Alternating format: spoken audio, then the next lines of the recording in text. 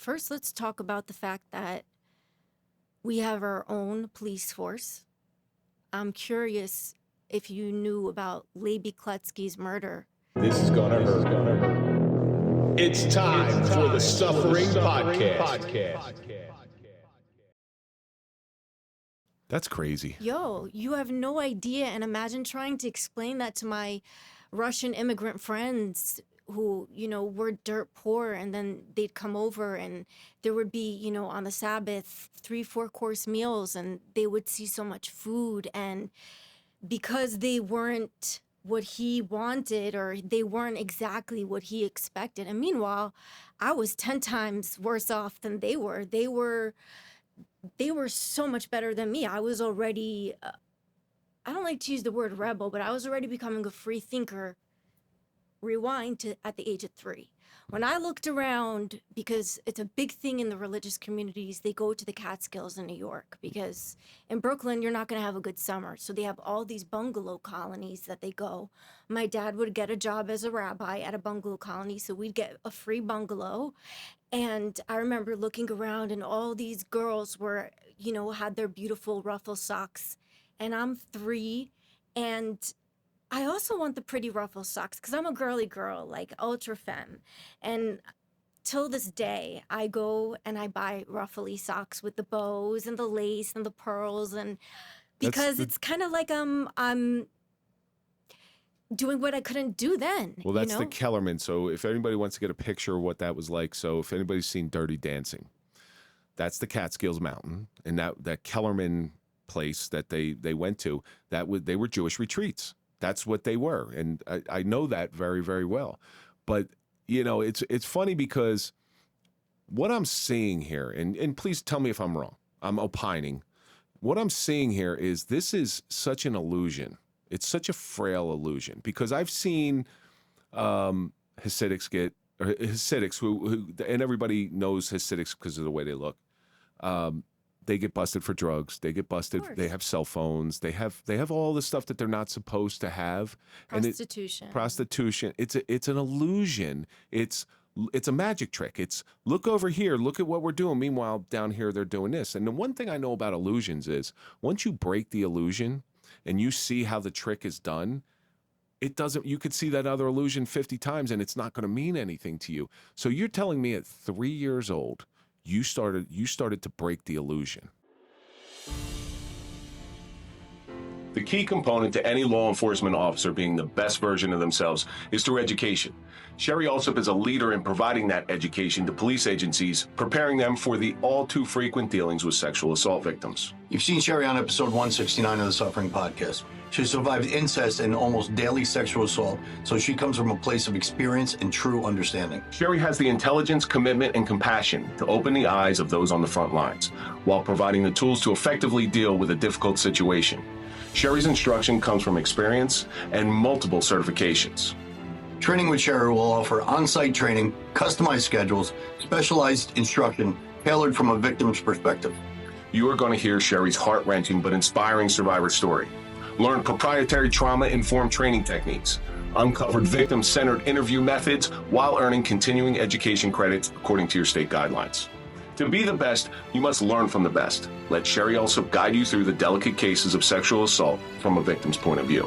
Be a source of comfort to those victims affected by these traumatic experiences while producing a solid investigation and uncovering details that often go unnoticed. To find out more or to contact Sherry Alsop, go to sherryalsop.com. That's SherryAllsup.com. I also had to, the night before, there's so many rules and commandments. So 613? 13? I said it's 18, yeah. Okay. So also another thing that I would have to do is every single morning, we believe that when we sleep, it's like we're dead. So when we wake up in the morning, we're considered that our hands are impure. So we have to make a blessing. And the night before, we bring a basin and we bring a cup filled with water. And then the next morning when we wake up, you're not even allowed to go run to pee. It doesn't matter how badly you have to go. The first thing you do is you wash the impurities off of your hands in a specific way. I don't know if I remember if it's the left first or the right first. And I'm glad I don't remember a lot of things, because it means that I'm healing and that my brain has fragmented, thank God, from all the craziness. But even at 3, I was, I wasn't having it. I was still pulling up my sleeves whenever I could get away with it. I was rolling down my socks already at 3. I was a very self-aware child, very self-aware. And I imagine there was retribution for that as well. absolutely, Yeah. absolutely. I remember when we went to, because my father's family, thank God, his sister and his older brother, they live in Israel and they're very normal. And we went to one of the kids' weddings, and I had this, remember those like poofy sleeves? So of course mine had to be tailored that it covered my elbow. And my mom saw me like slowly pull it up, and she immediately looked over and glared at me. She said, "You pull that down now." Like already seeing that I want to fit in with the normal people and not be the extremist and look like a nerd and look, Well, because I didn't the concept of normal to you? right, what's normal? If What- you're normal, then the rest of us are crazy. If Oh, I'm trust me, I'm normal- not normal. But the concept of normal is a so you're developing your own concept of normal. What's normal to you might not be normal to me, and vice Right. versa. Right. But you're developing a different sense of normalcy because what your parents did, I believe that everybody has a justification for what they're doing. Nobody is inherently cruel. It's usually because of something that's a little bent in their brain that makes them think that this is normal. So what you grew up with, this is an amazing story for this reason, because what you were taught from the time you were born as being normal is very abnormal to you. Very. And that means to me that you always saw the holes in this. I would even go so far as to say that when my little sister went into, we have something called primary. We have kindergarten and then primary and then first grade. So when she was in primary at the bus stop, I would fold down her socks for her. And then I would always remind her to make sure whenever there'd be fire drills, I would always, I'd get detention for it. I'd leave the classroom to go check to make sure my little sister was safely out and that she was safe, because I was definitely a parentified child to my my 4 younger siblings. So one of them not so much, because one of them is exactly like my dad, So me and him always butted heads, always. He was probably one of the cruelest to me. He would always say, "You're not a Jew, you don't deserve to be in our family, you bring shame upon us." He wouldn't allow me to come to his graduation. Well, are women viewed as less than? They may say no, but absolutely we are. I mean, in the Hasidic community, the women don't drive. When we go to school, we're not learning really anything. Like, we learn the basics, reading, writing, and basic math. Most of the time when we're in school, we're learning Judaic studies. And these private schools, they take out huge government grants and say that they're schools. And meanwhile, the education that we receive is so pathetic. Because what's a woman being trained for? She's being trained to be a slave for her husband, to bed him, to procreate, to give him children, cook and clean, and keep them barefoot, dumb, and pregnant. And I know a lot of people aren't going to appreciate that. And it's not in every sect. I have to make that disclaimer because I don't want to upset an entire nation of people. No. So we're talking not, about the radical extremists. Because you can say this about radical extreme. Look at Jonestown. I don't know if you know what Jonestown is, right? Jim Jones had the I forget the church of, I forget what it was, and he was doing the wrong thing, and so he moves everybody down to British Guyana and then has them drink. It's not Kool-Aid. It was like it was the off-brand Kool-Aid and laced with cyanide because they were coming to take everything and take his power away. So, and that was Christian. Okay, and then you go and you look at Islam and you look at radical Islam. We all know what they did. So that's why I'm trying to say that we're not crapping on an entire race or entire religion. That's not what we're doing. We're taking this particular experience, Hasya's experience, and we're showing how this is very, very cult-like. What you're telling me is they separate you. We don't eat the same foods. And it's also, if you think about it, it's a huge business because all these commandments, we have to get everything separately. We have to, and like there's kosher, but it wasn't kosher enough for my parents. They wanted us to take it to the extreme where it didn't just have that OU, which is like a little symbol which stands for Orthodox Union. They would want it to have, it's called a hechsher, which means that it's additionally blessed by a rabbi. I couldn't just in case some non-blessing got on that food. because they were extreme and wanted to do everything above the other people, feeling like, they're taking they're more stringent and more extreme, and that they're building their way to heaven more. I wasn't allowed to have Twix because it had the D near the OU, which means, and the OUD already wasn't kosher enough. You couldn't bring that into my parents' house. And I mean, I wasn't allowed to have like the most basic snacks that could still be kosher because it didn't have a second kosher symbol on it. Well, there's some hidden abuses inside those types of religion. And I know you experience some hidden abuses that nobody talks about, you never hear about, you never read about. And every once in a while, there'll be a story that pops out there. Why don't you tell us some of the hidden abuses inside that sect? All right. First, let's talk about the fact that we have our own police force. I'm curious if you knew about Levi Kletsky's murder. The Jewish police found the murderer for that young Hasidic boy. He was... Etan Pates? No, there was this little boy named Levi Kletsky, and it was his first day walking home from camp. It was about 4 blocks, and he got lost. And we're always taught you can trust another Jew, and you can ask them for help. And this poor little boy went up to a guy, he looked Hasidic, and he said, "Can you show me how to get to this in the street?" And unfortunately, this guy, he put him in his car, he took him to a wedding, and when he came back, he saw that there were signs everywhere. They were looking for this boy. He poisoned the boy, he gave him a tuna fish sandwich, he put in Vicodin and a whole bunch of different things and knocked him out. He dismembered his body, and the Jewish police force found the murderer before the normal police did. They also have their own court system, and we're told or think we have to go to the Jewish courts. And let me tell you, to any religious Jewish woman, if you go to the Jewish courts and you're fighting over your children, I will guarantee you, it doesn't matter if your husband is a criminal, if he's hurting your children, if he's beating them, molesting them, anything, the rabbis will always side with the men. Always.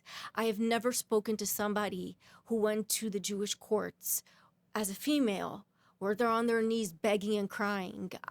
Me, myself included, I didn't go to the courts, but I did go to a rabbi as my last. I was like, I'm just going to give it one last shot to see, like, would he help me? You got to be able to trust somebody. And he turned me away. And then I was like, you know what? Fuck you, motherfuckers. Like, I wanted that little last spark in me. I wanted to believe and hope so badly that he would turn to me and look at me and be like, I'm going to help you. And instead, he turned me away. And that's when I went public. I was like, okay, you want to sweep everything under the rug? You want to? That I'm not going to protect abuse anymore. I'm not going to protect any of this anymore. You break the silence and you break the cycle. I had read enough about you and watched enough about you that you were sent away? Yes. At 14 years old, I was already kicked out of the house. Problem child.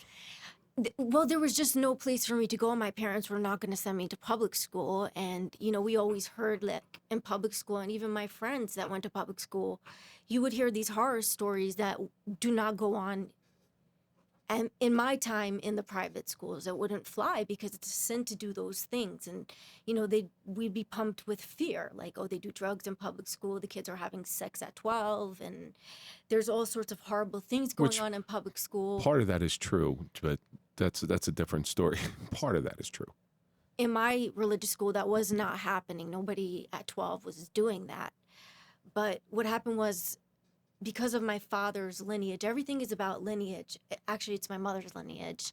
She comes from such a great dynasty that at first I was accepted just due to the amazing name of my family. But other parents took it upon themselves to say, why did you accept her? Do you know what she's like? She wears long skirts down to the ground. She does. And at that time, like, I was still following, for the most part, towing the line, doing what I had to do. And of course, when I would go to New York and hang out with my friends, I would be a different person. I'd leave my house, and in the wardrobe that I was expected to wear, like, I would not be allowed to leave my bedroom without a complete robe on. Like, even my brothers weren't allowed to see my elbows, weren't allowed to see my knees. Did you have to wear something on your head as well? Absolutely. You had to wear Absolutely. something. Okay.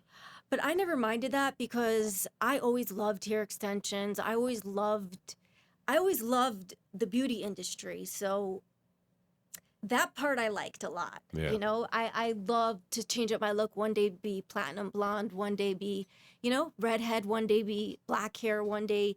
That part I didn't mind so much. But of course, once I had to, and I was forced to, I had that pathological demand avoidance. And then all of a sudden I didn't want to cover my hair anymore because all of a sudden it was, you must.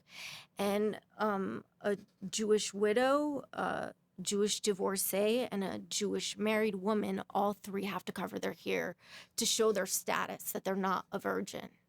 Oh, so it all comes down to the ever elusive virginity. Absolutely. Now, women aren't supposed to sleep with anybody until they meet their husband. That's the way it is. But I'm sure it happens. Oh, absolutely. Yeah. You'd be shocked. Like, even the girls with the long black skirts and the buttons up to here secretly are going in cars and, doing it in the back seat. They're kids. That's what kids do. Yeah. You have raging hormones. Because whether anybody believes it or not, you growing up as a 14-year-old girl, you have the same hormones, you have the same drive, you have the same curiosities as every 14-year-old girl in the world. I was actually very detached from my body and myself. Oh, really? So even though I dressed what they would consider slutty, or I dressed and looked a certain way, internally, I wasn't what they perceived me on the outside.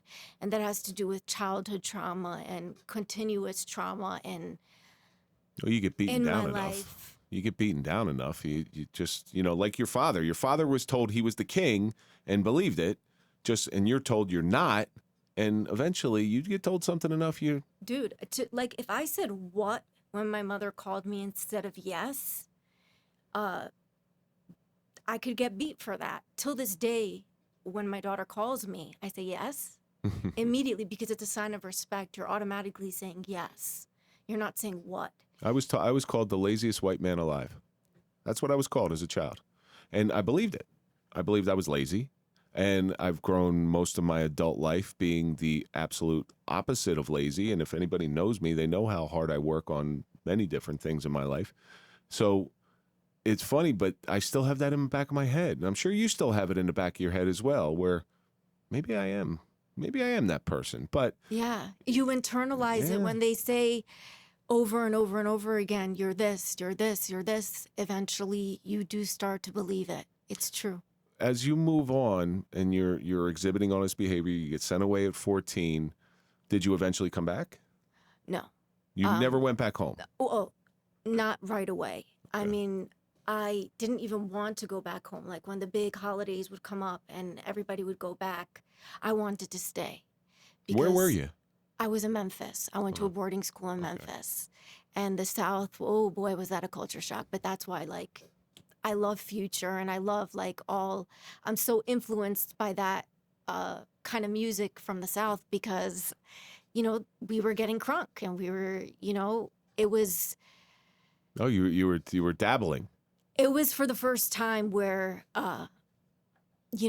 boys, freedom to a certain extent. I'm still a minor, so they have to make sure that, I'm safe watching movies. I mean, we did not watch movies. I remember watching Titanic for the first time. I was sick and I was staying at this in Memphis. The Jewish community is wonderful.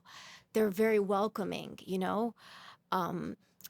So shout out to all the Memphis people. But sadly, I was in a boarding house and the people from out of town that came weren't like the Southerners. And the concept of not liking somebody because they're pretty, that idea, I was never aware of it. My mother never told me I was beautiful. She never told me I was pretty, ever. I even confronted her about it when I got older, and I said, why didn't you ever tell me that I was pretty? And she said, because I didn't want it to be our main focus. And I said, well, that backfired because, I went to beauty school. I literally became a beautician and became a healer. I also do massage therapy. My whole livelihood became about making others beautiful, and I love fashion. Everything that Because you know what it's like to feel unbeautiful. I don't even know if that's a word, but we're gonna make it a word. Well, till this day, I have a hard time accepting compliments because it's like your mother is the first person that teaches you how to be and how to feel. So, like, I make it a point to tell my daughter how perfect she is and how amazing she is and how proud I am of her and how proud she should be of herself. Forget me. And what an amazing person she is. And I like pump positive things in her head so that she knows she's the shit. Eventually, you leave boarding school and you do go back, correct? I leave boarding school. And what happened was at boarding school, I got bullied a lot. They even dedicated a whole underground yearbook to me. And I found out later from, some of my friends that like a lot of the things that they put in the underground yearbook were aimed at me, which is so You should, cruel you and should actually mean. feel honored that they took enough energy to do that. What you said is, I want to actually back up because somebody actually said something similar to me. He said, one day you will thank the people that did you so dirty because it will turn you into the powerful woman that you will become. I remember when my ex-mother-in-law told me if I ever needed help, just reach out to her and she'd help me. That was a lie. And it's a trauma response. I don't like to ask people for help because I'm terrified of rejection. I've been rejected my whole life and rejected by my parents, rejected by my family, rejected by the schools. And guess what? You're still here. I'm still here. And I you've- will say this for the people that feel rejected.